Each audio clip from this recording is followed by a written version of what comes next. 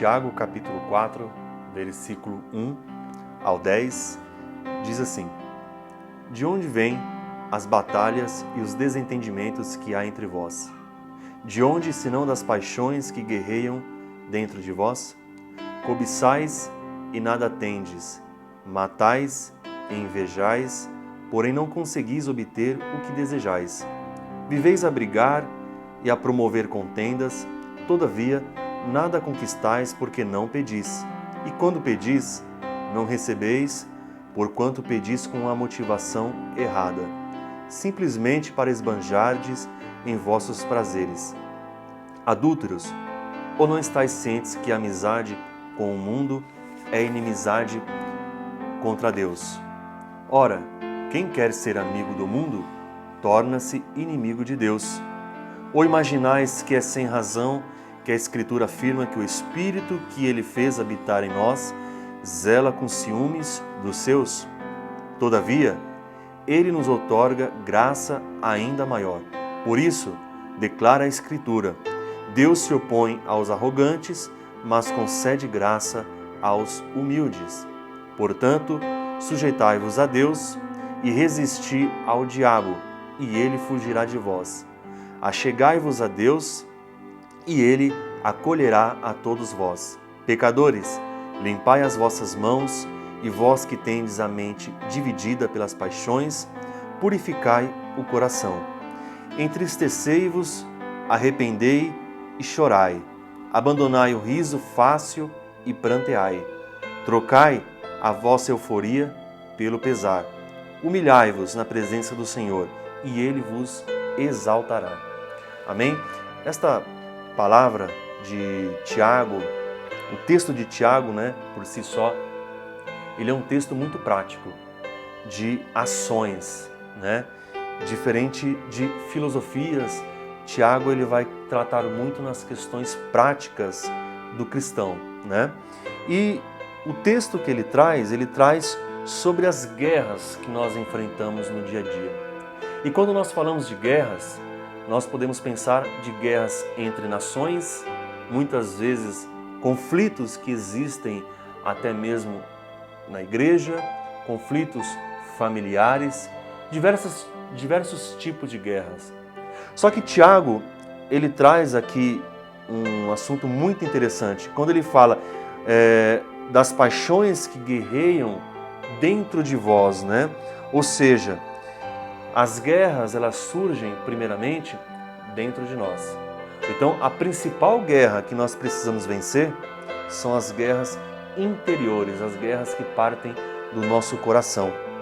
Então, eu te convido, neste momento, a refletir junto comigo sobre as guerras que nós temos enfrentados e como nós devemos enfrentar a guerra que parte já de dentro do nosso coração. No capítulo 4, versículo 1 que nós acabamos de ler, ele diz: De onde vêm as batalhas e os desentendimentos que há entre vós? De onde, senão das paixões que guerreiam dentro de vós? Em Mateus, capítulo 15, do versículo 19 e 20, diz: Pois do coração saem os maus pensamentos, os homicídios, os adultérios, as imoralidades sexuais, os roubos, os falsos testemunhos e as calúnias. Essas coisas tornam o homem impuro. Mas comer sem lavar as mãos não o torna impuro. Muitas vezes o cristão ele fica muito preocupado com o seu exterior, Não que não deva se preocupar com a maneira de se portar, a maneira de como você deve se comportar diante de uma sociedade. Pelo contrário, o cristão ele deve sempre ser exemplo, Mas aqui o ponto principal que eu quero ver contigo é que todos esses tipos de pecados, eles partem dos nossos corações. Então, do nosso coração, ele vai sair os maus pensamentos, os homicídios. Então, nós vamos observar que o pecado, a impureza do ser humano, ele pode ser evitada, Porque o próprio Tiago fala no sentido de orientar-nos, a nos livrarmos das impurezas, nos afastarmos do pecado. Então, como que nós devemos afastar? Primeiramente, partindo do nosso coração. Se nós alimentarmos nosso coração com boas palavras, com o Evangelho do Senhor Jesus Cristo, eu tenho certeza que a sua vida será diferente. Se você é uma pessoa que é alimentada pelo ódio, você é alimentada pelos maus pensamentos, você é alimentada pelas orientações dos ímpios, né? Ou motivado muitas vezes pela inveja, nós vamos observar que os nossos pensamentos, o nosso coração, ele será contaminado. E aí, quando o nosso coração é contaminado, todo o corpo passa a ser contaminado e impuro, né? Então, o que contamina o homem não é o que ele come, não é a carne de porco, não é talvez aquilo que você toca, se você guarda o sábado ou não guarda o sábado, mas a maneira que você vive, a maneira que está o seu coração, é isso que vai contaminar o seu corpo, a sua vida por inteiro. Quando eu falo a sua vida, é de uma maneira integral, corpo, alma e espírito, né? Porque não tem como você contaminar o corpo e não contaminar o espírito, a alma, assim vice-versa, no sentido espiritual da coisa, né? Então, é muito importante você se alimentar da palavra, você alimentar o seu coração de boas coisas, do Evangelho, que aí eu tenho certeza que você produzirá bons frutos. Porque a própria palavra diz que conhecereis os frutos, né? Conhecereis a árvore através dos frutos. Então, se você tem produzido bons frutos, se você tem produzido boas obras, é porque a árvore é boa, é porque o seu coração ele está limpo, você está sendo limpo pela palavra, porque a palavra diz que nós somos limpos pelo Evangelho, pela palavra, amém? Então, Tiago descreve, né, algumas guerras, alguns conflitos, e como nós podemos vencer essas guerras, né? A primeira guerra interior que nós precisamos vencer é a cobiça e a inveja, está no versículo 2. Cobiçais e nada tendes, matais e invejais, porém não conseguis obter o que desejais. Então, por que nós devemos combater esta cobiça interior? Primeiro, porque ela não nos levará a nenhuma conquista. A cobiça não leva o homem a nenhuma conquista. É o que está aqui no versículo 2. Vocês cobiçam, mas nada tendes. Vocês não têm nada porque vocês cobiçam. Então, o primeiro ponto que nós devemos aqui combater do nosso contra para limpar o nosso coração aqui é a cobiça, essa guerra interior, né, que nós precisamos combater, é a cobiça e a inveja. Por que devemos combater a cobiça e a inveja? O segundo ponto é, Tiago nos ensina a maneira correta de recebermos as dádivas de Deus. E como que é essa maneira correta? Está aqui no versículo 3. E quando pedis, não recebeis, porquanto pedis com as motivações erradas, simplesmente para esbanjardes em vossos prazeres. Então, primeiro, é com oração. É com oração que nós conquistamos. E somente orar? Eu vou colocar então os meus desejos, as minhas vontades? Não. Quando você colocar as vontades de Deus em primazia, em primeiro lugar, você vai observar que a sua oração ela vai estar alinhada com a vontade de Deus. E aí você começa a ser um cristão que começa a conquistar as coisas.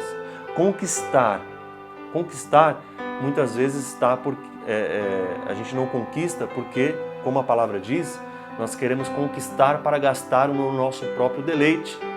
Nós queremos simplesmente o nosso bel prazer.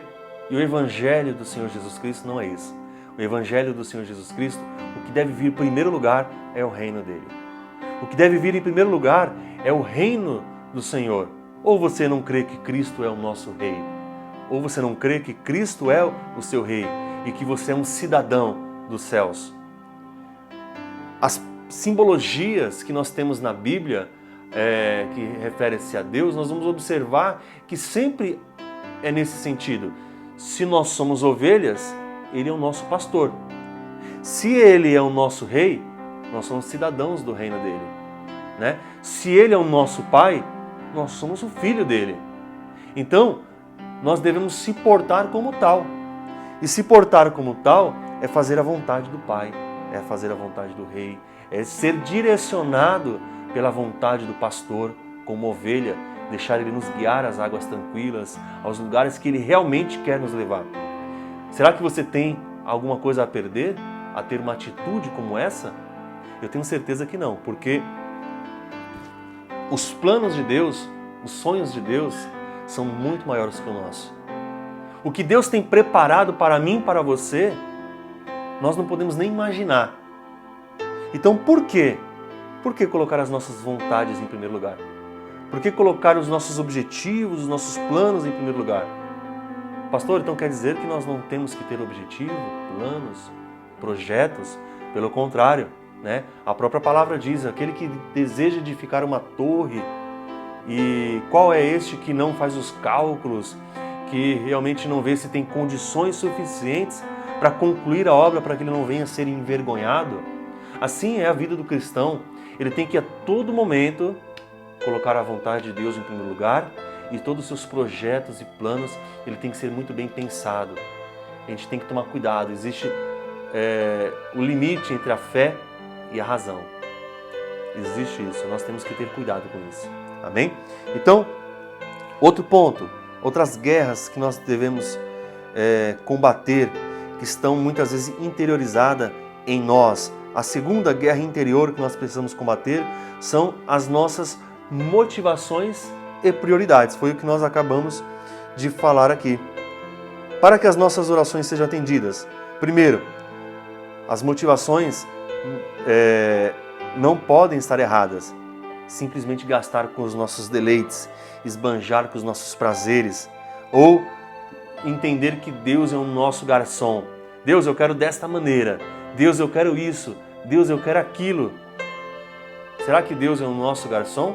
Será que Ele é o nosso servo, ou eu sou servo dele? Ou você é servo dele? Amém?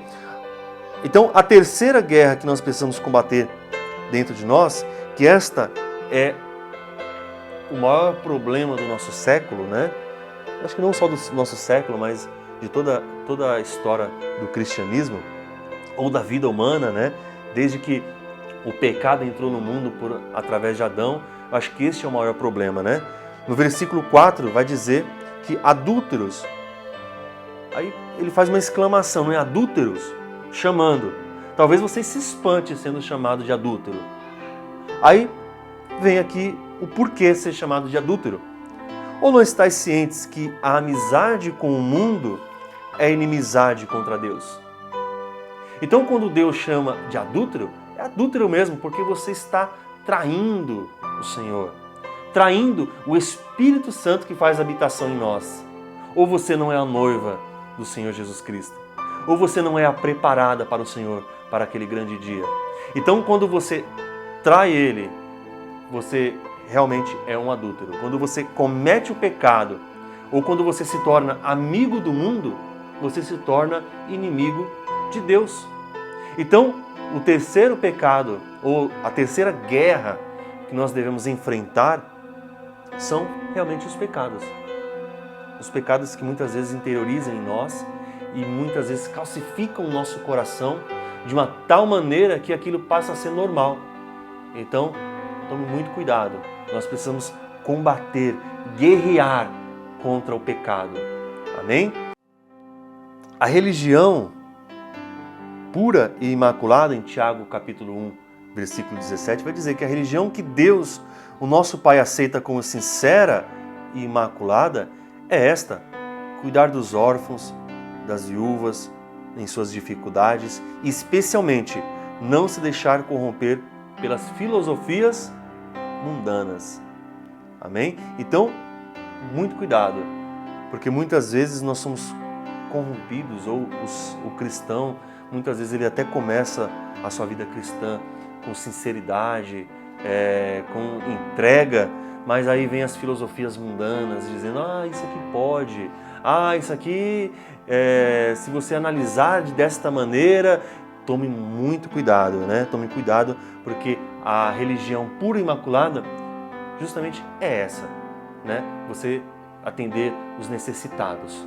Aqui no caso, a necessidade daquela época, daquele século, era as viúvas, né? Os órfãos, não tinha previdência social, eles, quando passavam necessidade, eles não eram assistidos pelas instituições governamentais, né? Hoje nós até temos, com suas falhas, né, a previdência social, alguns meios de recursos, né? Igual num momento desse de pandemia, tem lá um auxílio emergencial, que naquele período não existia. Quando você era desassistido talvez a viúva, pelo seu marido, quando ela se tornava viúva, ou o filho quando perdia seus pais, né, um órfão, ele ficava totalmente a ver navios, né? Então, a igreja tinha como papel fundamental ajudar a esses. E hoje, quais são os necessitados do nosso presente século, né? Muitas vezes hoje não é nem a questão material, mas o que falta nas vidas das pessoas muitas vezes é Deus. Hoje nós temos pessoas que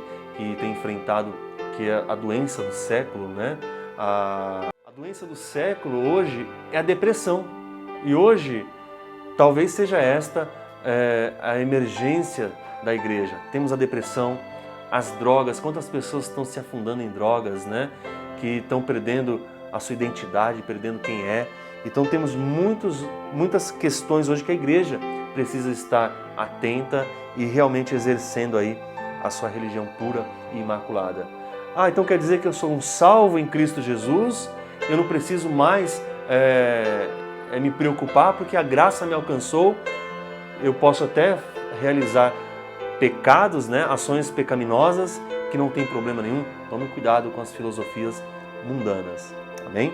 Então, para concluir a mensagem, eu quero retomar aqui contigo os 3 pontos que nós tratamos, né? Primeiro foi a primeira guerra que nós precisamos vencer, é a cobiça e a inveja. Depois nós falamos,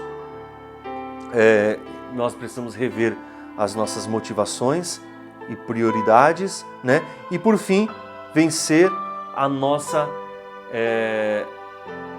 nossas paixões mundanas. Então, nos tornarmos realmente amigos de Deus e inimigos do mundo. Que Deus abençoe a sua vida, que Deus abençoe a sua casa, a sua família e que o grande amor de Deus Pai esteja contigo hoje e sempre. Amém.